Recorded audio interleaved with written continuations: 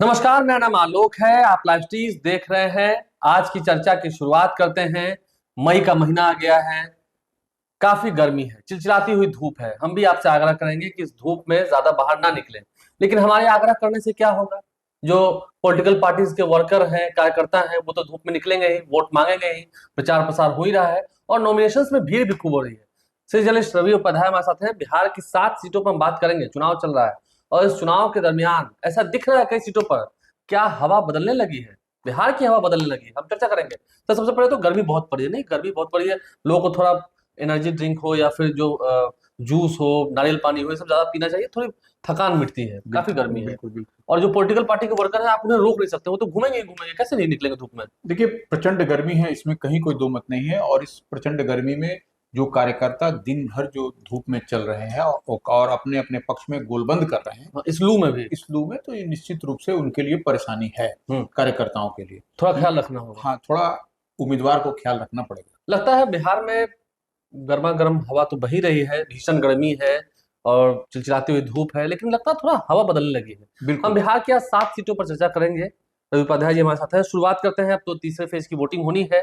आज तारीख हो गई 3 मई। परसों यानी कि 5 तारीख को प्रचार प्रसार का जो बिगुल है वो थम जाएगा तीसरे फेज के लिए। बिल्कुल। चुनाव होने हैं, तीसरे फेज की वोटिंग होनी है 7 मई को। वोट जरूर आप दीजिएगा, ये हम आपको अपील कर रहे हैं। लेकिन तीसरे फेज में जो 2 सीटें हैं जहां यादवों का गढ़ कहता था, मधेपुरा रोमपोक का, मधेपुरा गोप का, और सुपौल, इन 2 जगहों पर वोटिंग होनी है। क्या लगता है आरजेडी के जो उम्मीदवार हैं?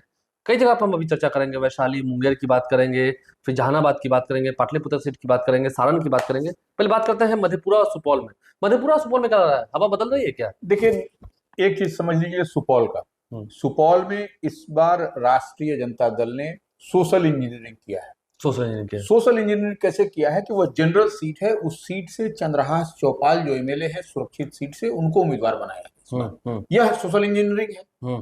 यह और वहां पर सिटिंग एमपी जो जेडीयू के हैं, दिलकेश्वर कामत, फिर लड़ रहे हैं। तो ऐसे में सोशल इंजीनियरिंग जो लालू प्रसाद यादव ने, तेजस्वी ने किया है, वह कहीं ना कहीं वह माने लड़ाई को बड़ा रोचक बना दिया है। वहां पर विजेंद्र प्रसाद यादव कूदे थे चुनावी अखाड़े में, मतलब प्रचार करने के लिए वहां के। देखिए, यादव के एक बड़े नेता है विजेंद्र यादव, इसमें कोई इनकार नहीं। ऊर्जा मंत्री है और उनको बिजली मंत्री भी कहा जाता है, बिजली यादव भी कहा जाता है। सुपौल में बिजली की स्थिति काफी अच्छी हुई है, बहुत अच्छी हुई है। सड़कें वहां काफी अच्छी हैं। देखिए, तमाम परिस्थिति अदली बदली बदलता रहा, लेकिन विजेंद्र यादव हमेशा से जीतते रहे। यह यादव विपरीत धारा में बहते हुए, जदयू एनडीए में रहते हुए वह जीतते रहे। यह विजेंद्र यादव की अपनी यूएसपी और नीतीश कुमार बेहद खास रहे, बेहद खास हैं। तो ऐसे में दिलकेश्वर कामत वहां से जेडीयू के उम्मीदवार हैं। एंटी इनकम्बेंसी है, सब कुछ है। लेकिन देखिए, लालू प्रसाद यादव, तेजस्वी ने किस चतुराई के साथ उसको सोशल इंजीनियरिंग करके एमएलए जो विधायक हैं उनको चंद्रहास चौपाल को इस बार उम्मीदवार बनाया है। तो यह कहीं ना कहीं जो डेंट है एनडीए का, जो एनडीए के पक्ष में जो बोलता है ना भाई कि दलित महादलित का वोट, तो उसमें वह डेंट करते हुए नजर आ रहे हैं। और जो अपना जो कोर वोट है इनका, जो एमवाई समीकरण या जो और कह लीजिए, तो कुशवाहा वोट में मिल रहा है आरजेडी को। बिल्कुल। तो यह ऐसी परिस्थिति में निश्चित रूप से सुपौल में आपको चंद्रहास चौपाल एक कड़ी टक्कर देते हुए दिखाई टक्कर दे रहे हैं। यहाँ पर हवा बदल रही है। हाँ, आगे हम बात करते हैं मधेपुरा की। मधेपुरा में अभी तो नीतीश कुमार प्रचार करने गए थे, दिनेश चंद्र यादव का नाम ही भूल गए थे, देवेश चंद्र ठाकुर का उन्होंने जिक्र कर दिया। ठीक है, स्लिप ऑफ टंग था या फिर बाय मिस्टेक हो गया। नीतीश कुमार ने दिनेश चंद्र यादव के पक्ष में खूब प्रचार किया, रोड शो भी किया मधेपुरा में। क्या था, दिनेश चंद्र यादव इस बार फिर बाजी मार ले जाएंगे? देखिए, निश्चित रूप से यह भी जेडीयू की सीट है। इस पर भी फिर से दाव नीतीश कुमार ने खेला है कि दिनेश चंद्र यादव को फिर से उम्मीदवार बनाया है, नंबर 1। और नंबर 2, मधेपुरा से इस बार फिर जो है सो इस बार पहली बार जो है सो प्रोफेसर चंद्रजीत को राष्ट्रीय जनता दल ने उतारा है। और ये पढ़े लिखे प्रोफेसर हैं और इनके पिता की लिगेसी रही। रवि जी इनके पिताजी हुआ करते थे, वह जो है सो उनका एक अलग पहचान, अलग छवि है। तो ऐसे में यह देखने वाली बात होगी कि कितना वोट यह जो है सो दिनेश चंद्र यादव का जो एंटी इनकम्बेंसी है, जो सरल और सुलभ नहीं है दिनेश चंद्र यादव, ये जान लीजिए। निखिल मंडल लेकिन लगे हुए हैं आजकल जेडीयू की तरफ से। बिल्कुल, निखिल मंडल एक बड़ा, और नीतीश कुमार वही कैंप किए हुए हैं। निखिल मंडल एक बड़ा नाम, बड़ा चेहरा है, वो बीपी मंडल परिवार से है। ऐसे में निश्चित रूप से उनका मेहनत रंग लाएगा। लेकिन निखिल मंडल भी दावेदार थे यहाँ। यह जान लीजिए। अंदर खाने की बात आपको बता रहे हैं, निखिल मंडल दावेदार थे, मधेपुरा वो सीट चाह रहे थे कि उनको मिले, लेकिन कहीं ना कहीं जो है सो उनको दरकिनार करके फिर से दिनेश चंद्र यादव, यही देखिए सिलेक्शन ऑफ कैंडिडेट जो है तो जेडीयू का ठीक नहीं। ये बात को समझ लीजिए, अगर यदि निखिल मंडल को आप वहां से देते तो वो निश्चित रूप से यह लड़ाई जो मधेपुरा में आपको दिखाई नहीं पड़ती, यह निखिल मंडल का क्लीन स्वीप होता, क्योंकि पढ़े लिखे और जेडीयू से पास आउट है, दिल्ली यूनिवर्सिटी से पढ़े लिखे हैं, वो तमाम उनके पास में लिगेसी है, बीपी मंडल के परिवार से है, तो आप समझ सकते हैं कि मंडल कमीशन, मंडल आयोग के वो, तो वो निश्चित रूप से इस बार वहां पर भी लड़ाई आपको दिखाई पड़ रही है। प्रोफेसर चंद्रदीप आरजेडी में और दिनेश चंद्र यादव जेडीयू। हाँ, नीतीश कुमार प्रचार कर रहे थे, तेजस्वी यादव भी खूब धुआंधार प्रचार कर रहे हैं मुकेश सहनी के साथ। तेजस्वी यादव तो पूरा जो कॉम्बो उनका बना हुआ है सन ऑफ मल्लाह के साथ में, तो वो इस बार कुछ न कुछ रंग दिखाता हुआ दिखाई पड़ रहा है, थोड़ा बढ़ता दिख रहा है, निश्चित रूप से रंग दिख रहा है उसमें। अब जरा हम बात करते हैं मुंगेर सीट की बात करते हैं। मुंगेर में ललन सिंह, राजीव रंजन सिंह उर्फ ललन सिंह वहां से सांसद रहे हैं, कई बार सांसद रहे हैं। इस बार चर्चा होती है कि ललन सिंह अगर इस बार जीतते हैं तो कहीं केंद्र में मंत्री ना बन जाए, ये बात भी चर्चा होती है, ललन सिंह केंद्रीय मंत्री हो सकते हैं। लेकिन ललन सिंह के सामने है अशोक महतो, दबंग अशोक महतो की पत्नी नीलम देवी, माफ कीजिएगा नीलम देवी तो पिछले बार थी, नीलम देवी अभी आरजेडी की विधायक थी, फिर अब एनडीए में आ गई है, और नीलम देवी आजकल ललन सिंह के साथ प्रचार प्रसार कर रही है। बिल्कुल। तो अनीता देवी अभी शादी हुई है, अनीता देवी कितना टक्कर देने वाली है? देखिए, निश्चित रूप से जो मुंगेर का जो समीकरण है उसमें जो पिछड़ा बनाम सवर्ण, यह इसको उस रंग से देखा, रंग किया जा रहा है। और लालू प्रसाद यादव यहाँ पर भी एक सोशल इंजीनियरिंग किए, महतो वोट जो वह जो कहा जाता है वह जो है सो इनके पाले में है, और अति पिछड़ा और सवर्ण में जो वहां पर लड़ाई देखी जाती है वह चीज है। और देखिए वहां पर एक और धानुक उम्मीदवार भी हो गए, एक धानुक माने ये जो महतो जी हैं, एक और भी एक निर्दलीय उम्मीदवार पीयूष प्रियदर्शी भी हो गए, वह भी वहां पर जो है सो हैं, और वह भी जो है सो लोकल बॉय हैं, तो वह उनके पास में है भी, 2 साल से कुछ मेहनत उन्नत भी कर रहे हैं पीयूष प्रियदर्शी। तो ऐसे में आप देखिए पीयूष प्रियदर्शी और अनीता महतो, ये दोनों जब एक ही समाज से करीब, तो यहाँ पर वोटों का डिवीजन होगा अनीता महतो और पीयूष प्रियदर्शी में। तो वहां पर ललन सिंह के साथ में क्या है, राजीव रंजन, ललन सिंह के साथ में अनंत सिंह की पत्नी भी जो है सो वहां पर उनकी मदद कर रही है, प्रचार कर रही है, अनंत सिंह भी लगे हुए हैं। कल मैं बाढ़ और मोकामा की तरफ घूम रहा था तो उधर एक तरफा माहौल दिखा था, और थोड़ा मोदी में भी है, मुंगेर सीट जो है थोड़ा मोदी में भी है, मोदी का इफेक्ट वहां दिख रहा है, नरेंद्र मोदी भी वहां प्रचार करके गए भी हैं। बिल्कुल, देखिए वो नरेंद्र मोदी ने प्रचार किया है, उतना ही नहीं, ललन सिंह जो है सो मैनेजमेंट के लिए जाने जाते हैं, राष्ट्रीय अध्यक्ष है जेडीयू के। हाँ, नहीं, मैनेजमेंट करने के लिए जाने जाते हैं, प्रबंधन उनका बहुत बेहतर होता है, सब लोग उनका लोहा मानता है कि राजीव रंजन सिंह और ललन सिंह का मैनेजमेंट देखिए, सीखना है तो उनसे वो मैनेजमेंट सीखिए। तो चुनाव तो है सो मैनेजमेंट का है, प्रबंधन का है, जो बेहतर प्रबंधन कर देगा, जो समीकरण को साध लेगा, वही चुनाव में विजय। मतलब अभी तक की जो हवा है ललन सिंह वहां मजबूत दिख रहे हैं, काफी मजबूत, बिल्कुल। और पीयूष के लड़ने से और अनीता महतो जो अशोक महतो की पत्नी, उनके लड़ने से जो वोट का डिवीजन हो रहा है, जो वोट एक दूसरे का डेंट लग रहा है दूसरे में, ललन सिंह के लिए और आसान है, और ललन सिंह के लिए आसान हो गया, काफी आसान। देखिए हम आगे बढ़ते हैं, आगे की सीट जो है हम उस पर चर्चा करते हैं, 2 सीटों पर चर्चा करते हैं। लालू प्रसाद की दोनों बेटियां सारण से लड़ रही है रोहिणी आचार्य, जिन्होंने किडनी दी, और पाटलिपुत्र सीट की भी हम चर्चा कर लेते हैं। पाटलिपुत्र सीट से लड़ रही है मीसा भारती, आज ही मैंने इंटरव्यू भी किया है, मीसा भारती ने कहा कि राम कृपाल यादव ने कोई काम नहीं किया है, जनता उनसे नाराज है, तो क्यों मोदी के चेहरे पर वोट मांग रहे हैं, अपने चेहरे पर क्यों नहीं वोट मांग रहे हैं, ये मीसा भारती ने कहा। वो पूरा इंटरव्यू आप लाइव पर देख सकते हैं। देखिए सारण में क्या लगता है क्या होने वाला है सामने में, क्योंकि कह रही है रोहिणी भी कह रही है कि सारण उदाहरण बनेगा इस बार। नहीं, देखिए सारण उदाहरण बनेगा कि नहीं बनेगा यह तो जनता तय करेगी, जनता को तय करना है, लेकिन लड़ाई वहां कांटे की है। सुनील सिंह भी काफी मेहनत कर रहे हैं। नहीं, वो सुनील सिंह तो खैर आरजेडी के एमएलसी हैं और वो भी मैनेजमेंट के लिए जाने जाते हैं, कॉम्पिटिटिव जगत के आदमी है, उनका पूरा मैनेजमेंट अच्छा देखने को मिल रहा है। निश्चित रूप से वो सुनील सिंह मैनेजमेंट के लिए जाने भी जाते हैं, जो और उनका मैनेजमेंट पार्टी से लेकर के हर जगह वो मैनेजमेंट करते हैं, उसमें कहीं कोई दिक्कत नहीं है। लेकिन जिस समाज से आते हैं वह समाज का वोट कितना चलेगा, क्योंकि राजनाथ सिंह वहां पर राजीव प्रताप रूडी के नॉमिनेशन में थे मौजूद, जिस समाज से सुनील सिंह आते हैं, इस बात को समझना पड़ेगा, और वहां कितना वोट वो डेंट करेंगे राजपूत का, यह देखने वाली बात होगी। और इतना ही नहीं, अब देखिए रामा सिंह भी आ गए एनडीए फोल्ड में, तो यह जो है सो कहीं ना कहीं राजीव प्रताप रूडी के साथ आपको खड़ा होता हुआ दिखाई पड़ेंगे। रामा सिंह घूमना भी शुरू कर, रामा सिंह घूम रहे हैं, तो इसे मतलब ठाकुरों का जो मिजाज है वो बदल रहा है। बिल्कुल। आनंद मोहन की पत्नी पहले ही शिवहर से चुनाव लड़ रही है, हाँ, आनंद मोहन भी जेडीयू की तरफ है, तो वो थोड़ा ठाकुरों का मिजाज बदला है, तो वही कर रहे राजपूत समाज का मिजाज हैं। यह बदला है। जैसे यहाँ पर देखिए लड़ाई आपको दिखाई पड़ेगी। स्थान में लड़ाई है, हाँ, साल में लड़ाई ये नहीं है। कह सकते कि राजीव प्रताप रूडी जीत जाएंगे नाम नहीं से। नहीं, जीत हार तो भी जनता को तय करना है, लेकिन जो दिखाई पड़ रहा है अभी समय है, अभी वहाँ कड़ी लड़ाई है। कड़ी लड़ाई है। और राजीव प्रताप रूडी विकास की बात कर रहे हैं, मोदी की बात कर रहे हैं, और कह रहे हैं कि घर तक गैस पाइपलाइन और नाली और पानी की हम व्यवस्था किए हैं, 24/7 उनका एम्बुलेंस चलता है।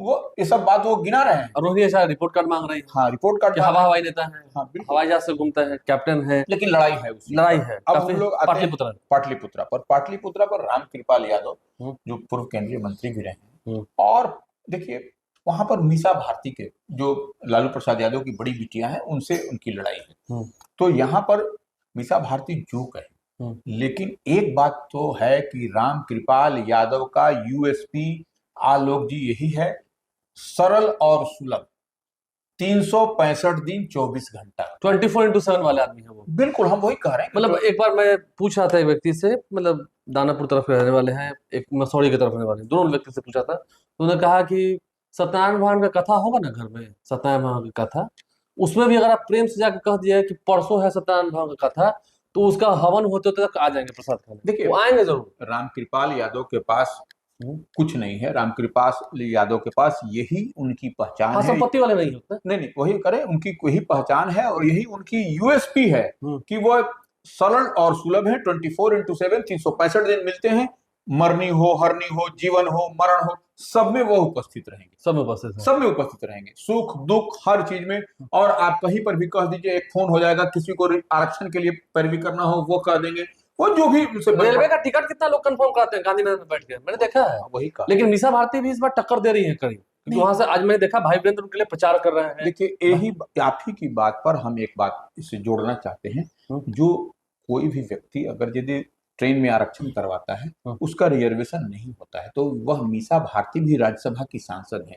उनके यहाँ से अब तक ये लोग कह रहे हैं, अब तक राज्यसभा का सांसद रहते हुए भी मीसा भारती के आवाज से 10 लोगों का भी न पटना न दिल्ली कहीं से नहीं टिकट कंफर्म नहीं मिल पाता है। और कम से कम रामकृपाल यादव के लिए आप यह बात कह सकते हैं कि उनके कुछ पैड पर आप देखिएगा कि रोज 50 गो जाता है, साइन खाने का क्रेडिट है। हाँ, कि गांधी मैदान से लेके गोलियां टोली तक, कि वह जो है सो कि आपको टिकट आरक्षण, भाई कोई भी दिल्ली जा रहा है, आ रहा है, तो उसके लिए तो यह सबसे बड़ी बात है, प्राथमिकता यही है। अस्पताल में इलाज कराना है, वो देखिए कि आपको पीछे का जो रामकृपाल यादव का जो सरकारी आवास है, उसमें पीछे का पोर्शन या उसमें रहने की व्यवस्था है वहां दिल्ली में लोग रहते हैं, उनके क्षेत्र के लोग रहते हैं, वही बड़ी संख्या में लोग रहते हैं। अरे भैया, उनके क्षेत्र की बात नहीं, आप कहीं पर भी उठा के देख लीजिए, कोई भी आदमी चला जाए, रामकृपाल यादव के घर पर आवास का पता दिल्ली का वही होता है, सरकारी आवास का वो। तो ये यूएसपी है, यह मीसा भारती के पास नहीं। यही लोग कह रहे हैं, पाटलिपुत्र के लोग सवाल उठा रहे हैं कि मीसा भारती से तो मिलना ही मुश्किल है,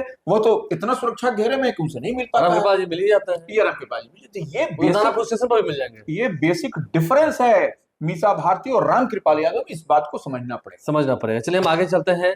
2 सीट और रह गई है। जहानाबाद की सीट, यहाँ तो टक्कर है, सुरेंद्र यादव टक्कर तो देंगे चंद्रवंशी जी को, चंद्रेश्वर चंद्रवंशी जी को कई जगह पर विरोध का सामना करना पड़ा है, लेकिन वो इतने सॉफ्ट नेचर के हैं, उनका नेचर इतना सॉफ्ट है जो मुझे दिख रहा है कि जो उनके विरोधी भी हैं वो उनके समर्थक बन जाते हैं कुछ दिन के बाद, क्योंकि उनका गुस्सा निकल गया, क्योंकि ये रिएक्शन नहीं देते हैं उस पर। देखिए, निश्चित रूप से सॉफ्ट स्पोकन है चंद्रवंशी, इसमें कहीं कोई जेडीयू के उम्मीदवार हैं, फिर से उनको रिपीट किया है, और नीतीश कुमार ने वहां सोशल इंजीनियरिंग किया है। भूमिहार बहुल इलाके में अति पिछड़ा को चंद्रवंशी को उम्मीदवार बना करके, यह एक सोशल इंजीनियरिंग नीतीश कुमार ने 2019 में ही किया था, जो कि अभी तक वहां पर है। और देखिए, इस बार वहां पर देखिएगा लड़ाई आपको सुरेंद्र यादव वर्सेस चंद्रेश्वर प्रसाद चंद्रवंशी को त्रिकोणीय बना रहे हैं अरुण कुमार बीएसपी में शामिल हो गए, जो हाथी पर सवार है, मायावती की पार्टी से हैं। उनके लड़ने से वहां का समीकरण बहुत बदल गया है, और कहीं ना कहीं यह डैमेजिंग हो रहा है चंद्रवंशी को। यह भूमिहार समाज का वोट जो आ रहा है इनको, ऐसे इनको जय भीम का भी वोट मिलेगा, जो दलित महादलित का वोट है अरुण कुमार को। तो अरुण कुमार के आने से यहाँ का फिजा, यहाँ का चुनावी समीकरण, यहाँ का गणित पूरी तरह से बदल गया है। और वहां पर एक और कैंडिडेट है आशुतोष कुमार, वह भी भूमिहार समाज। तो क्या इन लोग के भूमिहार के आने से आपको लगता है कि सुरेंद्र यादव के लिए थोड़ा रास्ता अच्छा हो जाएगा? बिल्कुल वही हम कह रहे हैं कि सुरेंद्र यादव उस बार पिछली बार तो 1700 वोट से चूक गए थे। हाँ, उलझकते जीते थे चंद्रवंशी इस बार, लेकिन इस बार अरुण कुमार और आशुतोष कुमार, ये देखने वाली बात होगी कि अरुण कुमार कितनी मजबूती से लड़ते हैं वहां। हाँ, कितना वोट आता है इन्हें। बिल्कुल। आशुतोष कुमार जो लोकल बॉय हैं उन्हें कितना वोट आता है, तो बिल्कुल। लोकल फैक्टर्स रहेगा। हम्म। अगर इन्होंने अच्छा वोट लाकर अच्छा प्रदर्शन दिया बिल्कुल। तो फिर रास्ते काफी मुश्किल हो जाएंगे चंद्रवंशी जी के लिए। निश्चित रूप से वही हम कह रहे हैं कि ये जो है सो जो दो भूमिहार समाज से नेता हैं, अरुण कुमार की भी पकड़ है, मजबूत है, वहां से सांसद रहे हैं 2014 में। तो ये ऐसे में देखने वाली बात है कि कहां तक जो है सो ये लोग मैनेज करता है, कैसे करता है, तभी चंद्रवंशी जी निकल पाएंगे। मोदी मैजिक पर उनको भरोसा है और नीतीश कुमार पर भरोसा है, तो फिर कठिनाई होगी। कठिनाई होगी, बिल्कुल। अब जरा वैशाली की सीट पर आता है। अभी आपने रामा सिंह की बात की। रामा सिंह चुनाव से पहले आ गए फिर से लोजपा में, जहां वो थे चिराग पासवान के साथ आ गए। घर वापसी। एक तरफ मुन्ना शुक्ला है, एक तरफ वीणा देवी है, दिनेश सिंह की पत्नी, जो कि वहां सांसद है भी। बिल्कुल। तो कैसी लड़ाई देखते हैं रामा सिंह के वापस आने के बाद? देखिए, थोड़ा मजबूती मिलेगी एकदम। वीणा देवी जो है, जो सिटिंग एमपी हैं लोक जनशक्ति पार्टी रामविलास की, जो चिराग पासवान की पार्टी से हैं, और सटा हुआ कॉन्स्टिट्यूंसी देखिए आपका हाजीपुर भी है। हाजीपुर जहां चिराग लड़ रहे हैं। चिराग लड़ रहे हैं। नॉमिनेशन में काफी भीड़ थी उनकी। हाँ, वही कह रहे हैं। तो यहाँ पर अब जो है सो समीकरण बदलता हुआ दिखाई पड़ रहा है रामा सिंह की एंट्री के बाद। रामा सिंह का एंट्री होना, वैशाली का समीकरण बदलना एकदम स्पष्ट है। और उसका इफेक्ट हाजीपुर में पड़ेगा। हाजीपुर में पड़ेगा। हाजीपुर में तो देखिए, हाजीपुर में जो चिराग पासवान लड़ रहे हैं शिवचंद्र राम से, आरजेडी के उम्मीदवार से, अब चिराग पासवान देखिए मार्जिन कितना बड़ा हो उसकी लड़ाई, जीत हार नहीं है जी, मार्जिन की बात है। अब चिराग पासवान कितने बड़े मार्जिन से जीतेंगे इसकी लड़ाई हो रही है। इसकी लड़ाई हो रही है, क्योंकि ये लोग देख भी रहे हैं कि वो जीतेंगे तो केंद्रीय मंत्री हो जाएंगे। वही हम कह रहे हैं कि वहां से अब जो है सो यही लड़ाई है कि चिराग पासवान जीतेंगे तो वहां मंत्री होंगे केंद्र में, नरेंद्र मोदी कैबिनेट में, नरेंद्र मोदी इधर हैट्रिक लगाएंगे, चिराग पासवान इधर मंत्री बनेंगे। तो वो नहीं, सबसे बड़ी बात और समझना होगा कि रामविलास पासवान के पुत्र हैं और अपनी लिगेसी को, अपने विरासत को बचाने के लिए लड़ रहे हैं। और रामकृपाल करीबी भी है चिराग पासवान। हाँ, और दूसरी बात यह है कि आपको रामविलास पासवान जो थे वो केंद्र में मंत्री हुआ करते, तो ऐसे में निश्चित रूप से जब विरासत बचाने के लिए विरासत की बात होगी तो चिराग पासवान को भी जो है सो नरेंद्र मोदी कैबिनेट में मिनिस्टर बनेंगे, वो कहीं देखना होगा। तो लोग भी देख रहे हैं, हवा बदल रही है बिहार की। 7 सीटों की चर्चा हमने की है, आपने समझा है समीकरण क्यों बदल रहे हैं, कैसे बदल रहे हैं। हमारे चैनल को सब्सक्राइब कर लें। आज की चर्चा इतना ही। ट्विटर हैंडल पर भी लाइव फॉलो करें। अगर इस वीडियो को फेसबुक पर देख रहे हैं तो पेज को लाइक करना ना भूलें। धन्यवाद।